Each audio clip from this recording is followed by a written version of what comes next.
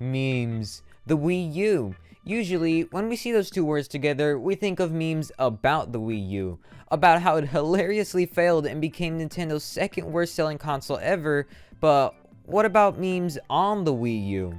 Old outdated memes from 7 years ago on the Wii U. Well, believe it or not, in the sea of shovelware on the eShop made by small indie developers in college, there floats a game going by the name of Meme Run. This title truly is one of, if not the most unique game on the eShop.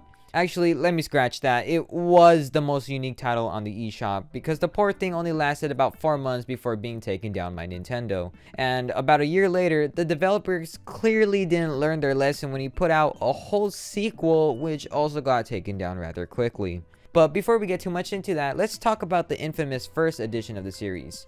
Not much is known about the development of the game, but what we do know is that the developers consisted of a college student named Jordan Schwetz and his brother Garrett Schwetz, both going under Ninja Pig Studios, which they found in 2011. Before making the Meme Run game, they seem to have also made several titles aimed towards little kids, at least according to their website. When we take a look at the trailer, we see the man, the meme, the legend, Big Man Tyrone, talking about how the game is 8 out of 8, which means it's not bait, so come play, mate.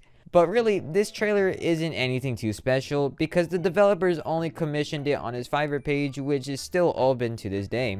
After finally building up some hype with the very epic cinematic trailer, which totally didn't have the production value of $50, the game finally releases on December 18, 2014 for 5 smackaroos.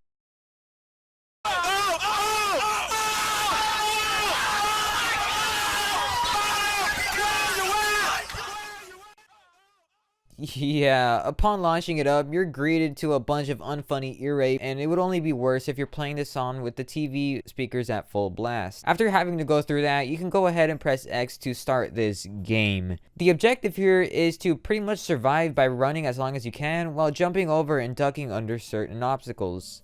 The longer you survive, the more swag points you're able to collect. Not only are there obstacles in the way, there's so many obnoxious sounds and effects from meme culture that distract you from the game. Sometimes those effects can block your view and you can't even see what you're doing, like the quickscope effect that randomly appears, or the Illuminati confirm effect, which comes up only when you collect it. The Illuminati power-up is pretty much the opposite of a power-up is supposed to be and only distracts you even more. Then there's also the 52% power-up, which references the Wombo Combo meme, and it plays the same ear rape sound heard in the opening. This effect is even worse than the Illuminati one in every way. The very unresponsive controls don't help either. It takes like half a second to register your button clicks, and you have to time every jump, or else you end up falling into a pit and die. After playing this game for 5 minutes, you've pretty much played all there is to it. The best word to describe this game: repetitive. There's the same 7 memes played throughout the entire game, and the actual gameplay gets repetitive with the randomizer.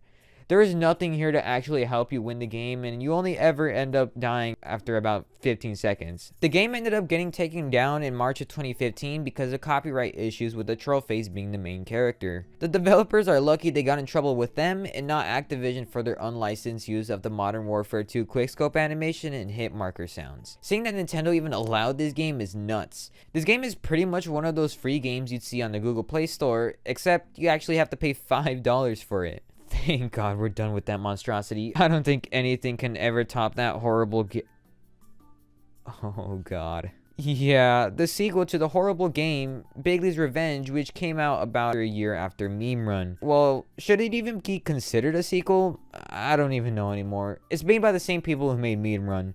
This game still has the MLG meme idea, but instead of being an infinite runner, it's an infinite shooter. Basically, you have to shoot everything that's coming after you.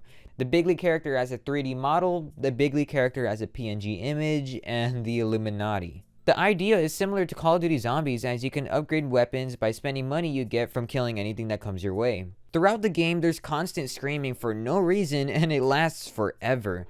And there's so many other stock images of chips and soda and whatnot just flying all over the place, which also blocks your view sometimes. The developers clearly didn't learn their lesson from last time because now they're using assets ripped straight out of CSGO. Just like Meme Run, this game was taken down from the eShop not long after. In all honesty though, I found this game to be slightly more playable than Meme Run. But really, this game looks like it was made in Roblox and it doesn't need to cost another $5. Again, the best word to describe this game: repetitive. Well, I guess that's all there is to cover in the Meme Run series. Thank you guys for watching, and I'll see you all... What? Yes, in everybody's favorite year, 2020, the official sequel to the Meme Run was released on PC and is just as bad as the original. You're able to purchase this game on Steam for only $4.20, and it seems very reminiscent of the original game released on Wii U. This time, you're able to unlock different characters. You're able to play as Big Chungus, 6ix9ine, Belle Delphine, Burb, OK Boomer, and the Illuminati, except they're all watered down into knockoffs because these guys actually learned their lesson this time with asset theft. The mechanics of this game are exactly the same, except this time it's much more polished, at least graphically speaking, and there's only more distractions from last time. It's really weird seeing this game because it has memes from 2014 mixed with memes up until 2020. This time, there's actually a power-up being a slight speed boost, but most of the time you will just get another form of distraction. There's really not much replay value here unless you really want to collect all the characters,